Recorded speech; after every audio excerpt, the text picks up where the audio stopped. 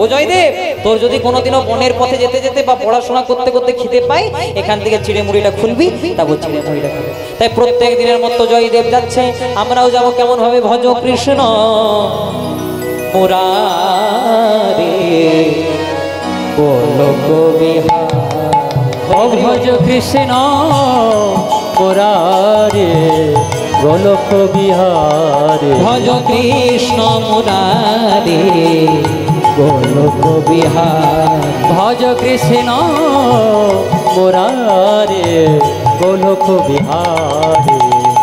অগতির গতি তুমি হে দামোদর, জীবের কল্যাণ করো করুণা সাগর।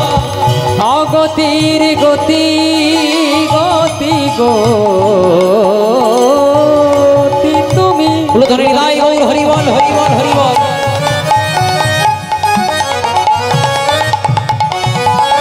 অগতির গতি তুমি হে দামোদর,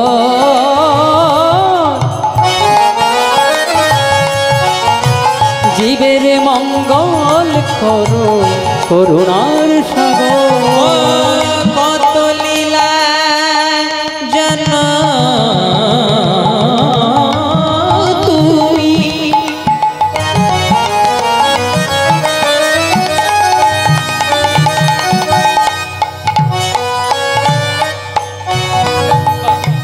কত লীলা জানো তুমি, ও গো লীলামা সর্বশক্তিময় তুমি, তুমি ইচ্ছাময়। কত লীলা জানো তুমি, ও গো লীলাময় সর্বশক্তিময় তুমি, তুমি ইচ্ছাময়। সবাই মিলে যাবো আমরা একসঙ্গে, দুটি বাহু তুলে গাইবো। ভজ কৃষ্ণ মুরারে তুমি গোলক বিহারে, ভজ কৃষ্ণ মুরারে তুমি গোলক বিহারে, ভজ কৃষ্ণ মুরারে তুমি গোলক বিহারে, কৃষ্ণ মুরারে তুমি গোলক বিহারে। এই জায়গাটা খুব মন দিয়ে শুনবেন মা। যেই না জয়দেব 2-3 দিন পাঠশালায় গেছে, তারপরে তিনি বাবা সব কাল থেকে আমার পাঠশালায় যাব না।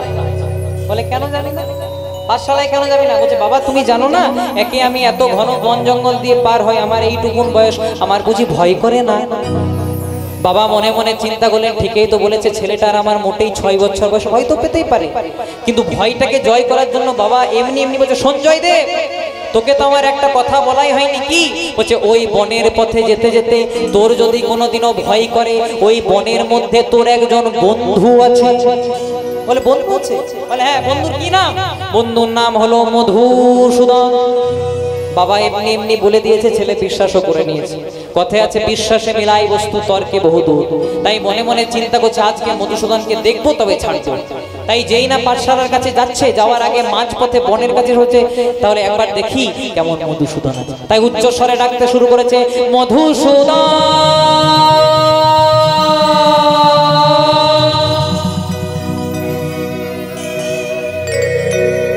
এইদিকে তো মধুসূদন, আরেকবার ডাকি, মধুসূদন।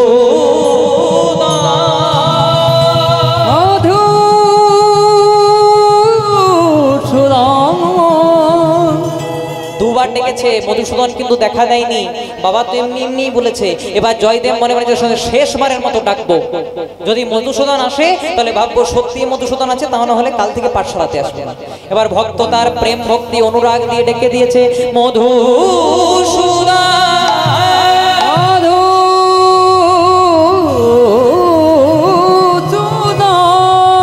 প্রাণের বন্ধন মধুসূদন, একটি বাড়ি কৃপা করে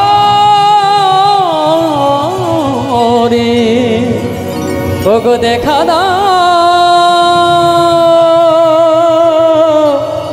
প্রাণে মধুসূদন। যেই না 6 বছরে জয়দেব গোস্বামী ডেকেছে, এমন ভাবে ডেকেছে যে ডাকটা সোজা পৌঁছে গেছে গোলক বিহারী গোবিন্দের কানে। মনে মনে চিন্তা করছে কে ডাকে আমায়, এত প্রেম এত ভক্তি এত অনুরাগ দিয়ে কে ডাকে আমায়। যেই না চাইতে যাবে দেখছে একটি 6 বছরের বালক দেখছে, আহারে কত প্রেম কত ভক্তি কত অনুরাগ। না, একে কিন্তু দেখা দিলে চলবে না। কিন্তু ভগবান বললেন কি, একবার উচ্চস্বরে তার মোহন মুরলিটি উচ্চস্বরে বাজিয়ে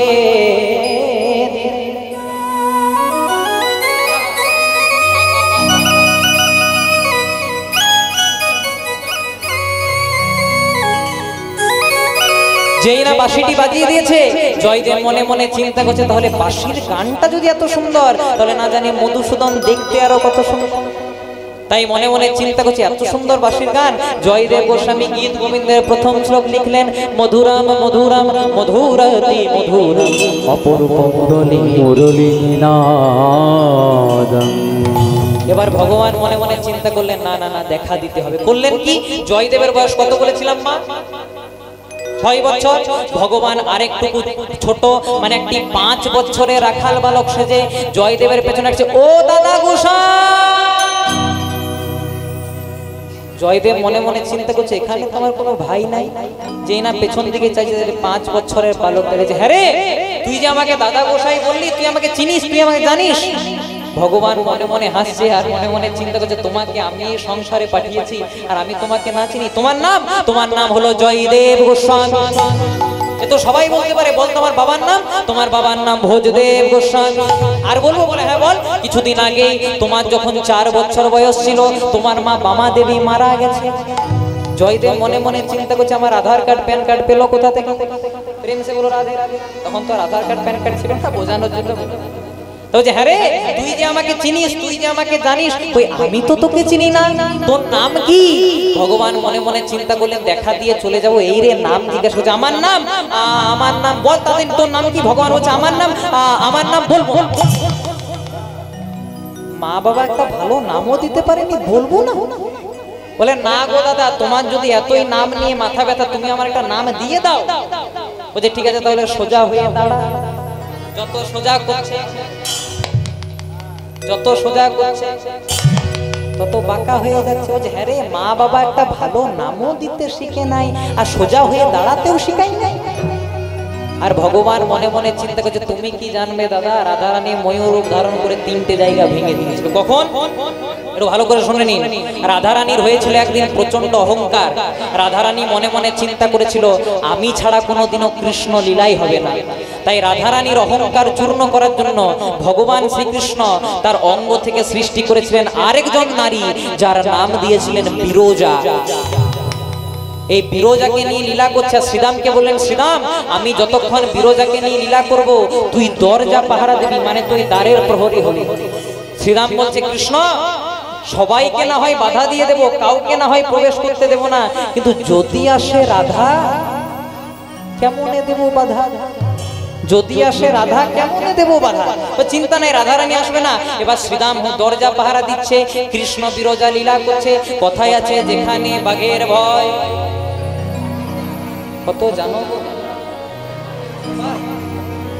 যেখানে বাঘের সেখানেই সন্ধ্যা হয়। তাই প্রথমে রাধারানী চলে এসেছে। রাধারানীকে দেখে রাধারানী কিছু জিজ্ঞাসা করেন নাই। শ্রীরাম রাধা, ও রাধে তোমার কৃষ্ণ এখানে? ঠাকুর ঘরে কে?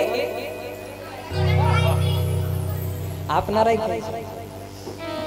যে বলে না আমি সাতেও নাই পাঁচেও নাই, সে সাতেও আছে, সে পাঁচেও আছে, 7 5 12তেও আছে, 7 5 35এও আছে।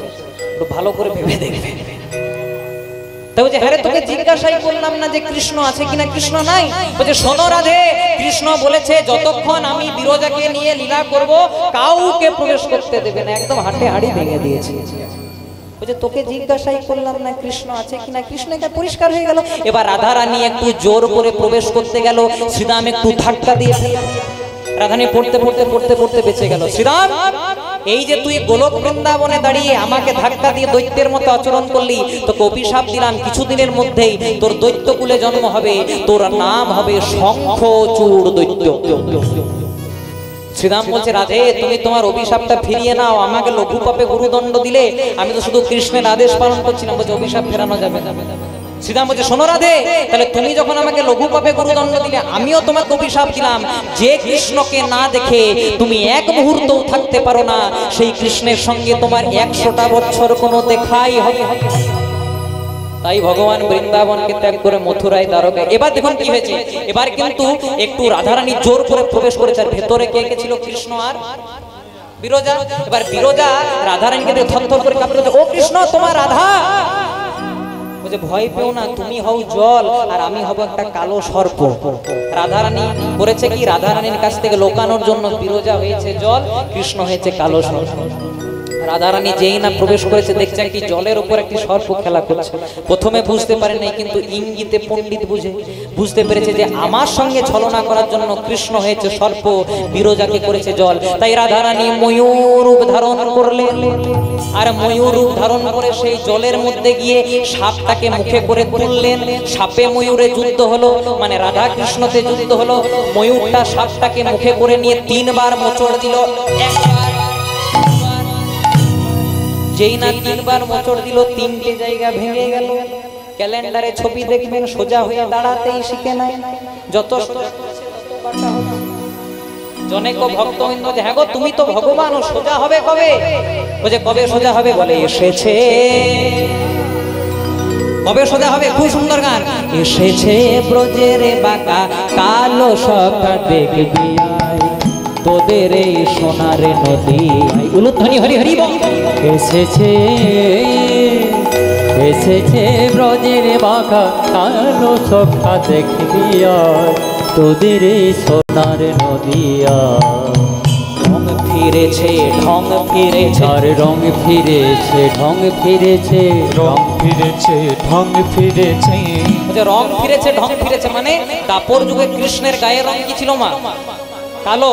এখন আর নদিয়াতে যখন গৌর হয়েছে, কালো নাই, ফর্সা হয়ে গেছে, সাদা হয়ে গেছে রংটা। আর ঢং ফিরেছে মানে কৃষ্ণ যখন দাপর যুগে বৃন্দাবনে লীলা করতো, তখন বাঁকা হয়ে দাঁড়াতো। এখন আর বাঁকা হয়ে দাঁড়ায় না, এখন হেমদণ্ড বাহু তুলে সোজা হয়ে দাঁড়ায়। তাই বলছে রং ফিরেছে, ঢং ফিরেছে, আর রং ফিরেছে, ঢং ফিরেছে, এখন আর কালো বরণ না। ও তার রং ফিরেছে, ঢং ফিরেছে, এখন আর কালো বরণ নাই। রাধায় অঙ্গে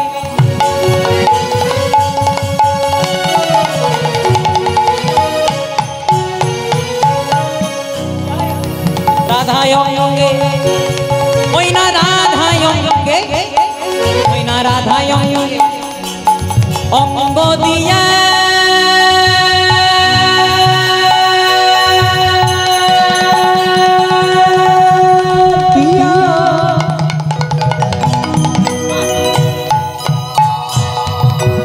রাধায় অঙ্গে অঙ্গ দিয়া বলিলে সোনারি গোরারাই। হরি হরি বল। এবে রাধায় অঙ্গে, এবে রাধায় অঙ্গে অঙ্গ দিয়া, গলিতে সোনার গোরারা। তাই বদনে ভরে হরি বল, তাই বদনে ভরে হরি বল, বদনে ভরে হরি বল, সবাই বদনে ভরে হরি বল ভাই। নামে ছাড়া জীবের কোনো গতি না। সবাই বদনে ভরে হরি বল একবার হরি হরি হরি বল। প্রেমানন্দে বাহু তুলে ইউলু ইউলু ইউলু দাও বল। একবার হরি বল, হরি বল, হরি বল বলে, একবার সময় থাকতে বলে নাও। একবার হরি বল, হরি বল, হরি বল বল, একবার হরি হরি হরি বল। দুটি প্রেমানন্দে বাহু তুলে, হরি বল, হরি বল, হরি বল। দুটি প্রেমানন্দে বাহু, একবারে বদনে ভরে হরি বল ভাই। তাই হয়েছে কি, ভগবান যেই না যত সোজা করতে যাচ্ছে, ভগবান তত বাঁকা হয়ে যাচ্ছে। বলছে ঠিক আছে, তোকে আর সোজা হতে হবে না, তাহলে তোর আজকে নাম দেব। ও মা, ঘুম লাগছে আপনার? বুঝতে পারছি, বাড়িতে আরো খাটাখাটনি হয় তো ঘুমিয়ে যেতেই পারে। প্রেম সে বলো রাধে। না না, হরিবাসরে ঘুমানোটা যদিও ভালো। হরিবাসরে ঘুমাবে না তো কোথায় ঘুমাবে? তো তাই গা। হরে কৃষ্ণ। কালকে আমি যেখানে কীর্তন করছিলাম, একজন মা আমার হাতটাকে ধরেছে। আমি বললাম বলুন। বলছে আমি 2 লাখ টাকার বিছানাতে ঘুমাই। 2 লাখ, বুঝতে পারছেন? বললাম কি এমন ফিচার্স? বলছে ঝিকিমিকি লাইট জ্বলে। বলছে এমন বিছানা যে একদম শুয়ে থেকে বলছে 2 লাখ টাকার বিছানাতে ঘুমায়, এত বড় বড় ফিচার্স, কিন্তু যতক্ষণ না 2 টাকার ঘুমের ট্যাবলেট খাই ঘুম হয় না। আবে আপনি কি বলতে চাচ্ছেন সেটা তো বলুন। বলছে শোনো বাবা, তোমাকে পরিষ্কার করে একটা কথা বলি। আমি বললাম বলুন। বলছে 2 লাখ টাকার বিছানাতে ঘুমাই, কিন্তু 2 টাকার ঘুমের ট্যাবলেট না খেলে ঘুম হয় না, কিন্তু যখনই কীর্তন শুনতে আসি বাঁশের খুঁটিটাতে হেলান দিই, কোথা থেকে যে মা যোগমায়া ভর করে প্রেম সে। আবার মা আমাকে জিজ্ঞেস করছে বাবা কীর্তন শুনতে এসে ঘুমানোটা পাপ না পুণ্য? আপনি বিরাট পুণ্য করছেন। এবার মাকে আমার কত সুন্দর কথা বলছি দেখো। মাকে বললাম বলো তো মা, মানুষ কোথায় শান্তিতে ঘুমায়? বলছে কোথায় বাবা? যেখানে বিপদের সম্ভাবনা থাকে না। তাহলে নিশ্চয়ই তোমার হরিবাসরে বিপদ নাই, ঘরে বিপদ আছে। তাই আপনাদেরকে বলছি, যদি দেখেন কেউ আশেপাশে সামনে পেছনে ঘুমাচ্ছে, একটু ভালো করে মাথাটাতে হাত বুলিয়ে দেবেন, আমি দায়িত্ব দিলাম। প্রেম সে বলো রাধে। হ্যাঁ ঘুমাবেন, 4 দিন পেরিয়ে ঘুমাবেন, আপনাকে ঘুমানোর জায়গা করে দেবো। প্রেম সে বলো রাধে। বলে ঠিক আছে। তাহলে ভগবান বললেন তাহলে আমার নাম দাও। জয়দেব নাম দিচ্ছেন, তোমার নামে দিলাম নীলি মাধব, তোর নামে দিলাম নীল মাধব, তোর নামে দিলাম নীলি মাধব, আমি তোর নামে দিলাম নীল মাধব। দেখো নাম দিলে নীলি মাধব, এত বড় নামে ডাকতে পারবে? ছোট নামে ডাকবে? হ্যাঁ। বলে কি নামে ডাকবো? বলে তোকে মাধু বলে ডাকবো, তোকে মাধু বলে ডাকবো, তোকে মাধু বলে ডাকবো, আমি তোকে মাধু বলে ডাকবো, নামে দিলাম নীল মাধব, তোকে মাধু বলে ডাকবো, নামে দিলাম নীল আমি মাধব। তোকে মাধু বলে ডাকবো। তাই প্রত্যেকদিন ভগবানের সঙ্গে দেখা হয়। তালপাতার পুঁথিতে কিন্তু জয়দেব গোস্বামীর গীত গোবিন্দমটা ততই বেড়ে চলে।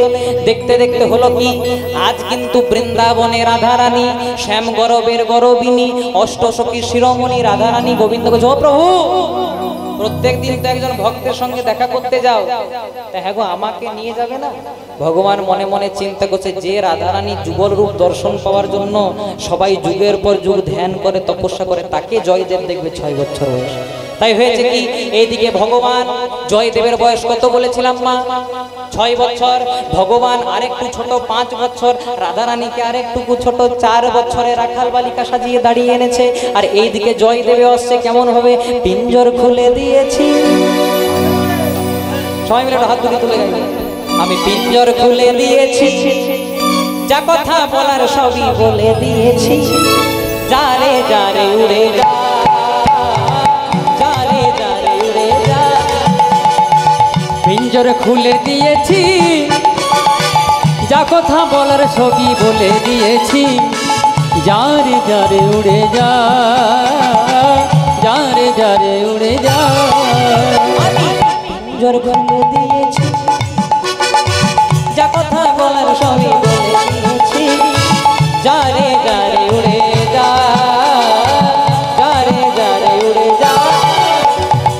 পিঞ্জর খুলে দিয়েছি, যা কথা বলার সবই বলে দিয়েছি, যারে যারে উড়ে যা, যারে যারে উড়ে যা। আর কতদিন থাকবি পাখি খাঁচার ভিতরে, একদিন খাঁচা ছেড়ে যাবি রে। আর কতদিন ও পাখি, আর কতদিন, আর কতদিন থাকবি পাখি খাঁচার ভেতরে। ধ্বনি হরি হরি ও। একদিন খাঁচা ছেড়ে যাবি যে উড়ে। ও সুন্দর কথা বলছে, পিঞ্জর খুলে দিয়েছি মানে আমাদের 3.5 হাতের দেহ পিঞ্জর। বস বাবা, কত বড় চেহারাটা নিয়ে দাঁড়ানোর দরকার নেই, বসেই থাক। হ্যাঁ বলছে আমি পিঞ্জর খুলে দিয়েছি মানে আমাদের 3.5 হাতের দেহ পিঞ্জর। যা কথা বলার ছিল, এই পিঞ্জরের মধ্যে কি আছে মা? না প্রাণরূপী পাখি। যতক্ষণ শরীরের মধ্যে থাকবে প্রাণ, ততক্ষণই আমাদের দাম। কিন্তু যখনই শরীর থেকে প্রাণ পাখিটা বেরিয়ে যাবে, আপনার নাম অমুক, আমার নাম অমুক, এই নামে কেউ ডাকবে না। কেউ বলবে লাশ, কেউ বলবে ডেড বডি, কেউ বলবে মোরা। মেডিসিনের কারখানায় যখন একটা মেডিসিন তৈরি হয়, ঔষধের কারখানায় যখন একটা ঔষধ তৈরি হয়, পেছনে লেখা থাকে এক্সপায়ার ডেট, মানে ওষুধটাকে তখন আমাদেরকে ব্যবহার করা বন্ধ করতে হবে। তেমনি ভগবানের কারখানাতে আমরাও তৈরি হয়েছি মা, পেছনে এভেলেবেল আছে এক্সপায়ার ডেট। পার্থক্য কি? ওষুধের গায়ে এক্সপায়ার ডেট লেখা থাকলে সেটাকে আমরা দেখতে পাই, ব্যবহার করা বন্ধ করে দিই। কিন্তু যেদিন আমাদের গায়ে এক্সপায়ার ডেট লেখা থাকবে, যদি আসে ডাক্তার, যদি আসে ডাক্তার, কি করে মেডিকেল সায়েন্সের ডাক্তার। যেদিন গোবিন্দের ডাক আসবে সেদিন আপনি ভেলোরেই যান, অ্যাপেলোতেই যান, এসএসকেএম যান, ইএনটি দেখান, এমডি দেখান, কেউ কি বাঁচাতে পারবে? কেউ বাঁচাতে পারবে না। আবার আপনারা সবাই নাম শুনছে রবীন্দ্রনাথ ঠাকুর। রবীন্দ্রনাথ ঠাকুর বলেছে, কুমোর পাড়ার গরুর গাড়ি, বোঝাই করা কলসি হাঁড়ি, গাড়ি চালায় বংশী বদনা, সঙ্গে যে যায়। বাহ, ভাগ্নে মদন মানে কুমোর পাড়ার গরুর গাড়ি। আমাদের 3.5 হাতের দেহ কুমোর পাড়ার গরুর গাড়ি। অনেকে বলে দেহটা নাকি বৃন্দাবন, বৃন্দাবন তো 84 কোষ, আমাদের দেহটাও 84 কোষ। কি করে? আমরা নিজেদের হাতে 3.5 হাত মেপে দেখবে, 1 হাত সমান 24 আঙ্গুল, তাহলে 3 হাত সমান 24, 3 72 আঙ্গুল, আরো অর্ধেক, 24-এর অর্ধেক কত হয় গো? একটু বলে দিন, আমি অঙ্কে খুব কাঁচা। 24 অর্ধেক কত? 12, 72, 12তে যোগ করে দিন, 84 কোষের দেহ বৃন্দাবন, কুমোর পাড়ার গরুর গাড়ি। গাড়িটা ফাঁকা নাই বাবা, বোঝাই করা কলসি হাঁড়ি। কি কি 10 ইন্দ্রিয়, ষড়রিপু, কাম, ক্রোধ, লোভ, মোহ, মদ, মাৎসর্য, পঞ্চভূত, ক্ষিতীয়, মরু, তেজ, গুণ, ত্রিগুণ, সপ্তগুণ, তমগুণ, রজগুণ, বোঝাই করা কলসি হাঁড়ি। গাড়ি চালাই বংশীবদন, মানে গাড়ির মালিক গোবিন্দ। গাড়ির মালিক যদি গোবিন্দ হতো খুব ভালো হতো, মা না থাকতো ব্লাড ক্যান্সার, না থাকতো সুগার, না থাকতো প্রেসার, না থাকতো ডায়াবেটিস। গাড়ি চালাই বংশীবদন, তাতে পোষাই নাই, সঙ্গে যে যায় ভাগ্নে। আমরা মদনকে প্রবেশ করে দিয়েছি। মদন মানে কামনা, মদন মানে বাসনা, মদন মানে লোভ, মদন মানে লালসা। আর এগুলোকে যদি দূর করতে হয় একটু সবাই মিলে গাইবো। চলুন সবাই মিলে একটু হাত দুটিকে তুলে গাইবো। গরম লাগেনি তো? হাত দুটো তুলে সব গরম কেটে যাবে, সবাই মিলে গাইবো। এই জয়দেব গোস্বামী এইভাবে হরি নাম কৃষ্ণ নাম গাইতে গাইতে চলেছে। আর এদিকে ভগবান শ্রীকৃষ্ণ তার প্রেমের গুরু শ্রীমতী রাধারানীকে নিয়ে এসেছেন। আর যেই না দেখেছে, প্রত্যেকদিন মনে মনে চিন্তা করে গোবিন্দ একা আসে, আজকে আবার সঙ্গে কাকে এনেছে। তাই করেছে কি, আজ কিন্তু মাধু, ও মাধু, তা প্রত্যেকদিন তো একা আসিস, সঙ্গে আজকে কাকে এনেছিস? ভগবান বলছে, দাদা আর বলো না, এই আমার পাশের বাড়িতে থাকে। যখন থেকে শুনেছে যে তুমি আমার একটা নাম দিয়েছো, তখন থেকে ও ঝোঁক ধরেছে যে ওর একটা নাম দিতে হবে। বলে ঠিক আছে, তা ওর যে নাম দেব, ওর নাম কি? বলে ওর নাম তোমার জানার দরকার নাই, তুমি ওর নাম দিয়ে দাও। রাধারানীকে দেখে জয়দেব গোস্বামী না চাইতেই মাথায় হাতটিকে দিয়ে পরে বলছে, তপ্ত কাঞ্চন হে মে গৌরাঙ্গী, হে মে গৌরাঙ্গী, রাধে বৃন্দাবনেশ্বরী, রাধে বৃন্দাবনেশ্বরী, বৃষভানু সুতং দেবী, সুতং দেবী, নমামি হরি হরি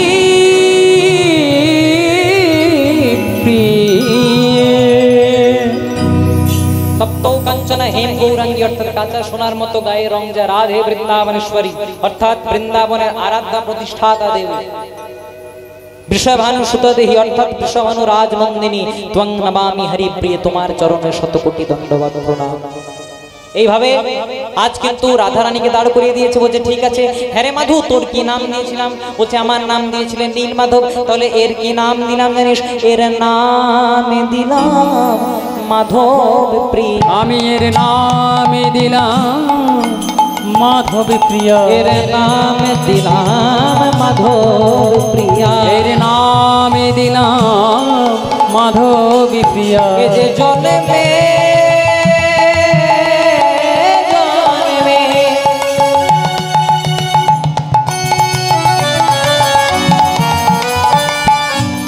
এ যে জন্মে জন্মে মাধবে প্রিয়া, আমি এর নামে দিলাম মাধব প্রিয়া। এ যে জন্মে জন্মে জন্মে মাধবের প্রিয়া, নামে দিলাম মাধব প্রিয়া। এইভাবে প্রত্যেক দিন জয়দেবের সঙ্গে ভগবানের দেখা হয়। দেখতে দেখতে জয়দেবের বয়স যেই না হলো 11 বছর, জয়দেব মস্ত বড় পণ্ডিত হয়ে গেল। কেদুলি গ্রামে এক নামে জয়দেবকে বলল, জয়দেবের মতো অদ্বিতীয় পণ্ডিত এত সহজে দেখা যায় না। তাই জয়দেবের বয়স যেই না হলো 11 বছর, জয়দেব মস্ত বড় পণ্ডিত হয়ে গেল। কিন্তু জয়দেবের বয়স যেই না হলো 16 বছর, জয়দেব কৃষ্ণ নামের ভাব সাগরে তলিয়ে গেল। খেতেও কৃষ্ণ, বসতেও কৃষ্ণ, মাখতেও কৃষ্ণ, শুধু কৃষ্ণ কৃষ্ণ কৃষ্ণ কৃষ্ণ কৃষ্ণ কৃষ্ণ। 4 বছর বয়সে জয়দেবের মা মারা গেল, কিন্তু যেই না জয়দেবের বয়স হলো 16 বছর, আর জয়দেবের শোকে জয়দেব যে পাগল হয়ে গেছে, এই শোকে জয়দেবের বাবা ভোজদেব গোস্বামীও প্রাণ ত্যাগ করলেন। অন্ন নেই, বস্ত্র নেই, মা নেই, বাবা নেই, হাজার প্রশ্ন একটাই উত্তর। কেউ যদি প্রশ্ন করে, হ্যাঁ রে খেপা তোর নাম কি? হরে কৃষ্ণ রাম। উত্তর দেয়, আমার নাম শুনবে, আমার নাম হলো হরে কৃষ্ণ রাম। বলে, হ্যাঁ রে তোর নাম হরে কৃষ্ণ রাম, আচ্ছা আচ্ছা আচ্ছা তোর মায়ের নাম কি?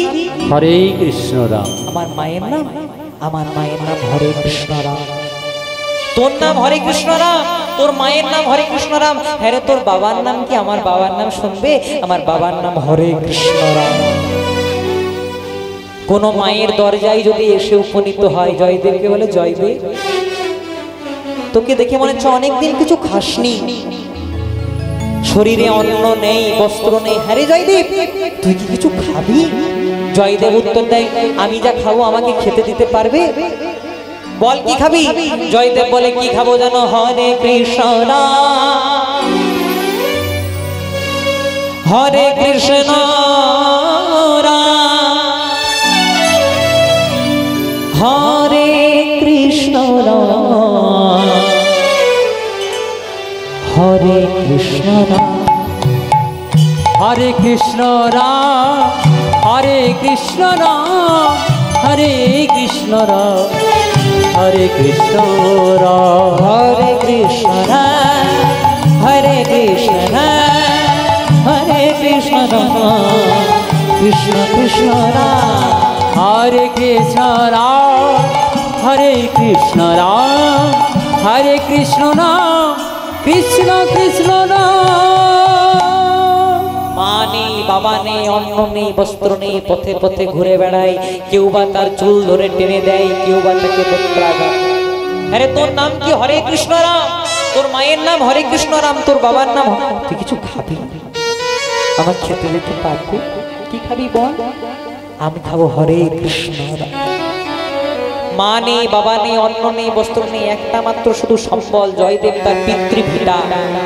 তখনকার দিনের জমিদাররা জয়দেবকে বললেন, জয়দেব তোমার বাবা তোমাকে মানুষ করার জন্য অনেক ঋণ নিয়েছে, অনেক ধার নিয়েছে, সেটা শোধ করতে পারিনি, তুমি দিতে পারবে? জয়দেব পারল না, তাই তার একমাত্র সম্বল তার পিতৃভিটা, সেটাকেও দখল করে নিল তখনকার দিনের জমিদাররা। জয়দেবের শাস্ত্রে একজন বন্ধুর নাম পাওয়া যায়, যার নাম ছিল পরাশর। পরাশর জয়দেবকে বলল, জয়দেব তুই থাকিস নে ভাই, এই কেঁদুলির মানুষ তোকে সম্মান দিতে পারলো না রে। সবাই মনে মনে চিন্তা করলো তুই পাগল, তুই উন্মাদ, কিন্তু তুই যে কিসের পাগল, তুই যে কিসের উন্মাদ সেটা বুঝতে পারলাম, তুই চলে যা। তুই যদি পাস তোর ওই নীলমাধবকে, পেল পুরী ধামে যা, ওই পুরী ধামেই গেলে তুই শুধুমাত্র তোর প্রাণের প্রাণ, অন্তরের অন্তর, তোর সম্বল নীলমাধবকে দেখতে পাবি। বীরভূম পেরিয়ে বর্ধমান, বর্ধমান পেরিয়ে বাঁকুড়া, এইভাবে সবকিছু অতিক্রম করতে করতে 16 বছর বয়সে যাত্রা শুরু করলো। জয়দেবের বয়স যেই না হলো 24 বছর, প্রবেশ করলো পুরী ধামে, প্রবেশ করলো পুরী ধামে। আচ্ছা, এখানে তো আপনাদের মনে প্রশ্ন জাগতে পারে, মানে এত বড় কৃষ্ণ ভক্ত কিন্তু পাগল হলো কেন, উন্মাদ হলো কেন? তার কারণ আছে। এই জয়দেব গোস্বামী পূর্বজন্মে কে ছিলেন? এতক্ষণ আমরা এই সব তত্ত্বের মধ্যে ছিলাম, এই তত্ত্বটি যদি শোনেন এই লীলা 16 করা শোনা পরিপূর্ণ হয়ে যাবে। জয়দেব গোস্বামী পূর্বজন্মে ছিলেন রাজা মানধাতার পুত্র মুচক। দেখবেন আমরা যদি একটা পুরনো শাড়ি পরি, পুরনো জামা পরি, বলে না একটা মানধাতা আমলে জামা পরেছিস, মানে যিনি প্রাচীন রাজা তার নাম ছিল মানধাতা, আর এই মানধাতার পুত্রের নাম ছিল মুচকুন্দ। তখনকার দিনে দেবতাদের সঙ্গে অসুরদের যুদ্ধ প্রায় লেগেই থাকতো। হলো কি, এই দেব সেনাপতির অভাবে দেবতারা অসুরদের সঙ্গে যুদ্ধ করতে করতে করতে তাদের রাজ্য হারিয়ে ফেললেন। সবাই জানতো একজন বিরাট বীর আছে, কি নাম? যার নাম মুচকুন্দ।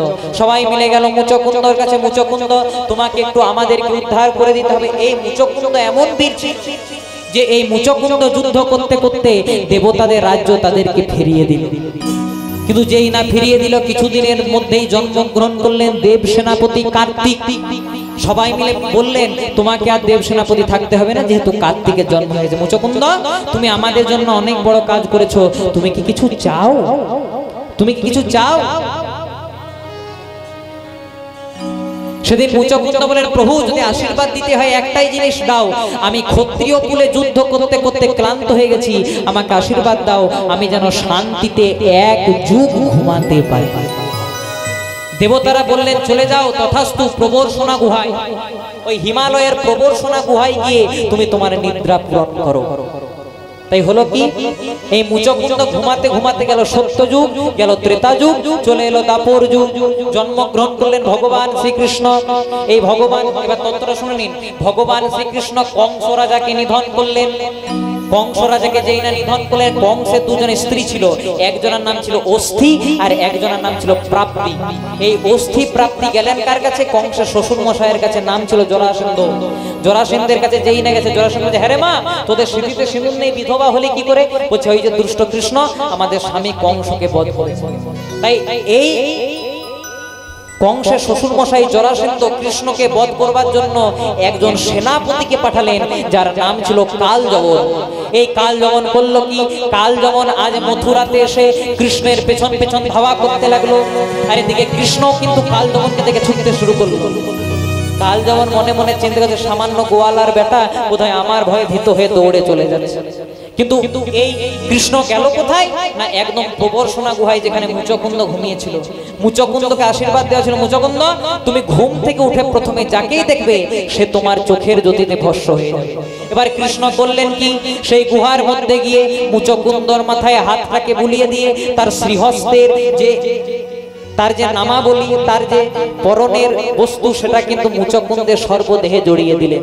জড়িয়ে দেওয়ার পরে গুহার এক পাশে দাঁড়িয়ে লীলা দেখছেন। আর এদিকে কালযবন মনে মনে চিন্তা করলো, মুচকুন্দকে কৃষ্ণ বোধহয় আমার ভয়ে ভীত হয়ে এখানে লুকিয়ে দিয়েছে। তাই করলো কি, আজ কালযবনকে কৃষ্ণ মনে করে আজ কালযবন করলো মুচকুন্দর দেহে পদাঘাত। যেই না মুচকুন্দ দেহে পদাঘাত করলো, মুচকুন্দের চোখের জ্যোতিতে কালযবন ভস্ম হয়ে গেল। এবার কৃষ্ণ বলল, শোনো মুচকুন্দ, তুমি আমার একটা বড় কাজ করেছো, বলো তুমি কি কিছু চাও? বলে হ্যাঁ চাই। বলে কি? বলে ক্ষত্রিয় কুলেতে আর জন্ম না নেব, ক্ষত্রিয় কুলেতে আর জন্ম না নেব, ক্ষত্রিয় কুলেতে আর জন্ম না নেব, ও গো ক্ষত্রিয় কুলেতে আর জন্ম না নেব। বলে তুমি কিছু আশীর্বাদ চাও? বলে হ্যাঁ, ক্ষত্রিয় কুলে মুচকুন্দ হয়ে আমি অনেক যুদ্ধ করেছি, ক্লান্ত হয়ে গেছি, আর ক্ষত্রিয় কুলে জন্মগ্রহণ করতে চাই না। তাহলে কি হবে? বলে ক্ষত্রিয় কুলেতে আর জন্ম না নেব, ক্ষত্রিয় কুলেতে আর জন্ম না নেব। বলে হবে কি? বলে কলিকালে ব্রাহ্মণ হয়ে জন্ম লোভিব, ও গো কলিকালে ব্রাহ্মণ হয়ে জন্ম লোভিব, বলে কলিকালে ব্রাহ্মণ হয়ে জন্ম লোভিব, কলিকালে ব্রাহ্মণ হয়ে জন্ম লোভিব। আমায় এই আশীর্বাদ করো গো, আমায় এই আশীর্বাদ করো গো, আমায় এই আশীর্বাদ করো গো, আমায় এই আশীর্বাদ করো গো, যেন কৃষ্ণ নামে গাইতে পারি, আমায় এই আশীর্বাদ করো গো, যেন কৃষ্ণ নামে গাইতে পারি। আমায় এই আশীর্বাদ করো গো। আশীর্বাদ দিলাম, কিছুদিনের মধ্যে হবে কলিযুগ। তোমার পিতার নাম হবে ভোজদেব গোস্বামী, মায়ের নাম হবে মামা দেবী গোস্বামী, তোমার হাতে গীত গোবিন্দম রচনা হবে, তোমার নাম হবে জয়দেব গোস্বামী, জয়দেব গোস্বামী, তোমার নাম হবে জয়দেব গোস্বামী। তাই হলো কি, এই জয়দেব গোস্বামী মস্ত বড় পাগল হলেন। এই সংসারে অনেক রকমের পাগল পাওয়া যায়, আমি একটু উদাহরণ দিই। বলে কেউ বা পাগল বিষয় লালসে, আবার কেউ বা পাগল টাকারি আসে, কেউ বা পাগল বিষয় লালসে,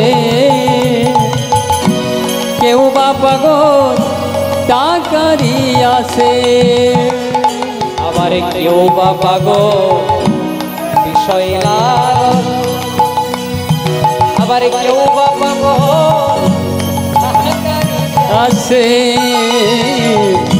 কেউ বা পাগল বিষয় লালসে, কেউ বা পাগল টাকারি আসে।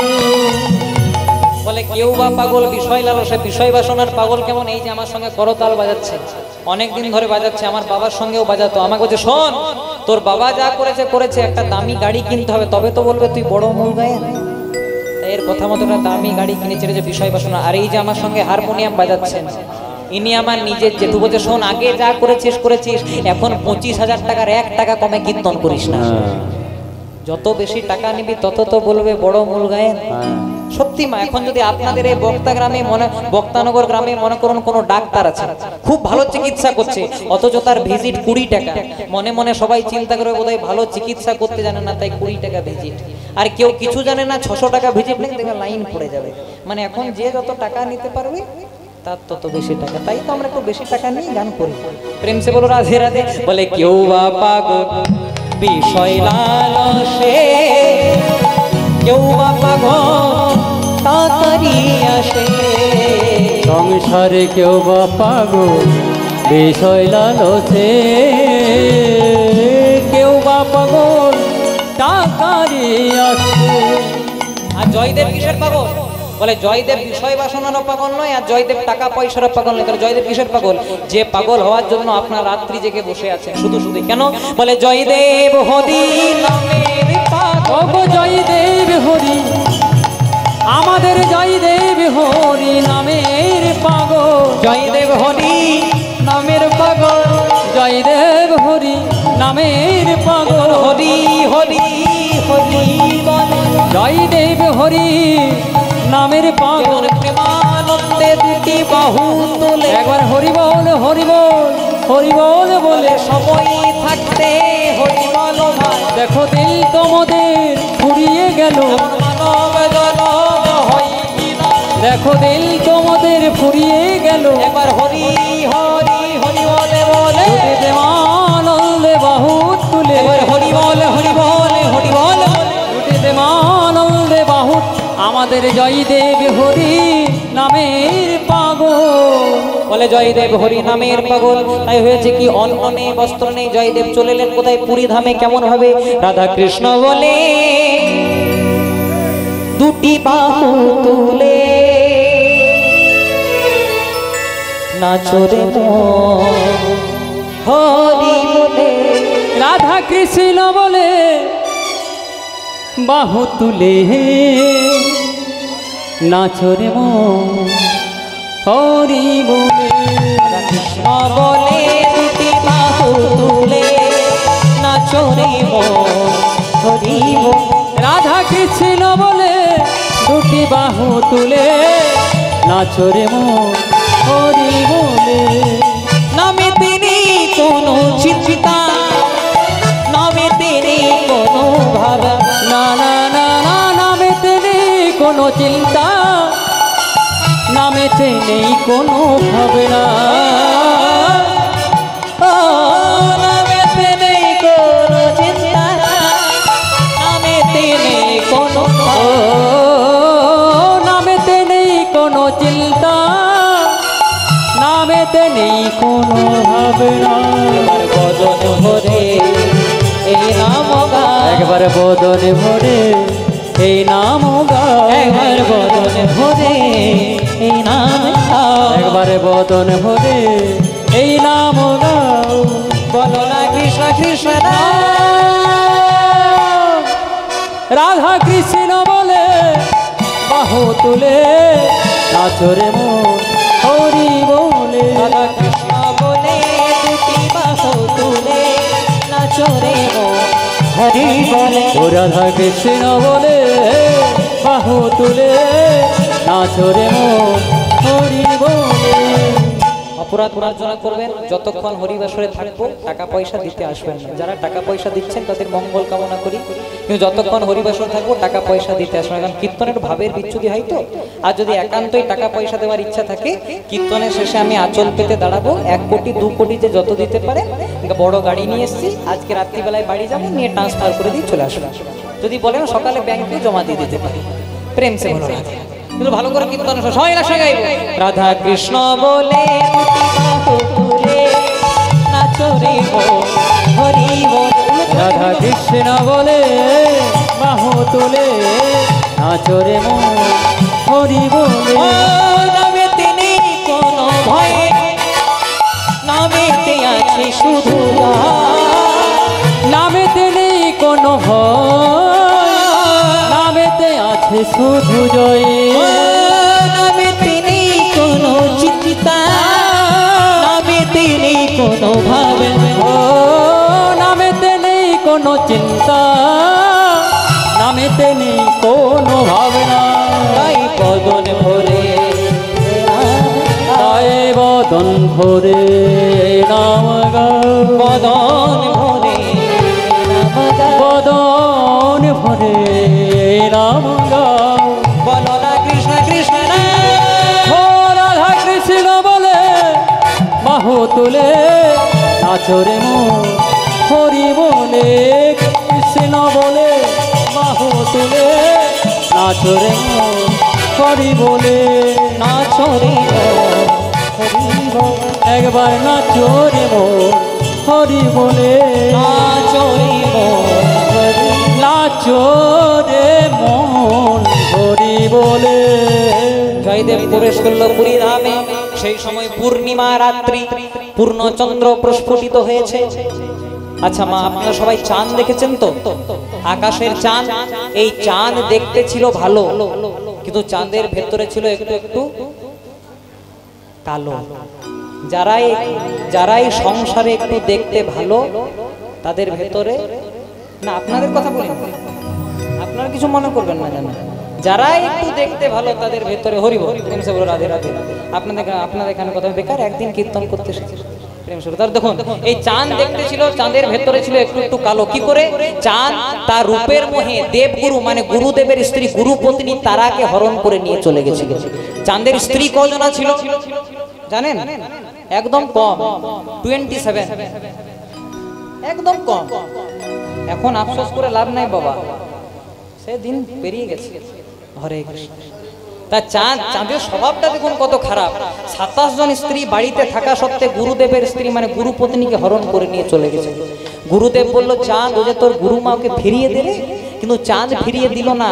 তাই দেবগুরু বৃহস্পতি অভিশাপ দিলেন, চাঁদ যে রূপের মোহে তুই তো দেবগুরু বৃহস্পতির স্ত্রী মানে গুরুপত্নীকে হরণ করে গুরুমাকে হরণ করে নিয়ে চলে গেলি, অভিশাপ দিলাম সে রূপটা তোর 15 দিন পর্যন্ত ক্ষয় হবে, আর 16 দিনের দিন তুই মারা যাবে। তাই চাঁদের দেহটা 1 দিন 2 দিন 3 দিন 4 দিন করতে করতে ক্ষয় হতে লাগলো। চাঁদের একটুকু দেহ বেঁচে ছিল। চাঁদের স্ত্রীরা মনে মনে চিন্তা করলো, তাহলে চাঁদ যদি মারা যায় আমরা 27 জন তো বিধবা হয়ে যাব। তাই করলো কি, এই চাঁদের দেহটাকে নিয়ে চাঁদের স্ত্রীরা গেল কার কাছে? ভোলানাথের কাছে। দক্ষ রাজার 27টি মেয়ের সঙ্গে বিয়ে হয়েছিল চাঁদের, আর যেটি ছোট মেয়ে তার সঙ্গে বিয়ে হয়েছিল শিবের। তাহলে শিব আর চাঁদ সম্পর্কে কে হয়? জানেন না? হ্যাঁ ভাইরা ভাই, আমাদের বাঁকুড়ার ভাষায় সাড়ু ভাই। আর তাহলে চাঁদের স্ত্রীরা শিবের কি হচ্ছে? না ঠাকুরজি। আজ শিবের 27 জন ঠাকুরজি মনে মনে চিন্তা করলো, যদি বাঁচাতে পারে আমাদের স্বামীকে তাহলে শিবেই বাঁচাতে পারবে। কেন? কারণ শিবের আরেক নাম মৃত্যুঞ্জয়। দেবগুরু বৃহস্পতির অভিশাপটা সব জায়গায় লাগবে, কিন্তু শিবের অঙ্গে লাগবে না। তাই শিবের মাথায় আনার জন্য তারা শিবকে বললেন। শিব মনে মনে চিন্তা করলো, বেটা যা করেছে মোরাই ভাই। কিন্তু আবার পরক্ষণে মনে মনে চিন্তা করছে, শ্বশুর বাড়িতে একে আমাকে কেউ দেখতে পারে না, যদি একটু ভাইটাকে বাঁচিয়ে দিই, যদি একটু সম্মানটা বাড়ে। তাই মাথায় ধারণ করলেন। এবার দেবগুরু বৃহস্পতির অভিশাপটাকে খণ্ডন করার জন্য আজ শিব বলেন, শোনো, আমার দেহে যতক্ষণ চাঁদ আছে চাঁদের আর কিচ্ছু হবে না, কিন্তু তোমরা নকল বিধবা সেজে গুরুদেবের কাছে গিয়ে পরে জিজ্ঞাসা করো কি করলে চাঁদ তার পুনরায় দেহ ফিরে পেল। 20 দিন পেরিয়ে গেল, 16-17 দিন করতে করতে 20 দিন পেরিয়ে গেল। চাঁদের স্ত্রীরা নকল বিধবা সাজলেন। এবার গুরুদেবের কাছে হাত জোড় করে দাঁড়িয়েছে। গুরুদেব বলছে, তোমরা 27 জন বিধবা কারা? বলছে, কেন গুরুদেব, চাঁদকে অভিশাপ দিলেন কেন? আমাদের কথাটা ভাবলেন না? মানে ঠিকই তো বলেছো, তোমাদের কথা। তাহলে আর কি করা যায়? তাহলে যা হয়েছে হয়েছে, একটু বলে দিন কি করলে আমাদের স্বামী তার পুনরায় দেহ ফিরে পেল। বলছো, তো মারা গেছে, আর শুনে কি লাভ? বলছে না, তাও একটু বলে দিল। শোনো, চাঁদের যতটুকু দেহ ছিল ওই দেহটাকে যদি প্রভাস নদীর জলে স্নান করাতে পারতে, চাঁদ তার দেহ ফিরে পেত। তখন চাঁদের স্ত্রী বলছে, গুরুদেব স্বামী মরে নাই। বলছে, কোথায় আছে? বলছে, ঠাকুর জামাইয়ের কপালে। করলো কি, ওই চাঁদের যতটুকু দেহ ছিল সেটাকে প্রভাস নদীর জলে স্নান করিয়ে দিল, চাঁদ তার পুনরায় দেহ ফিরে পেল। তাহলে চাঁদ দেখতে ছিল ভালো, কিন্তু রূপের অহংকার কোনোদিনও করা উচিত নয়। অহংকারের সব মেলে, কিন্তু গোবিন্দ মেলে না। তাই জয়দেব প্রবেশ করলো পুরী ধামে।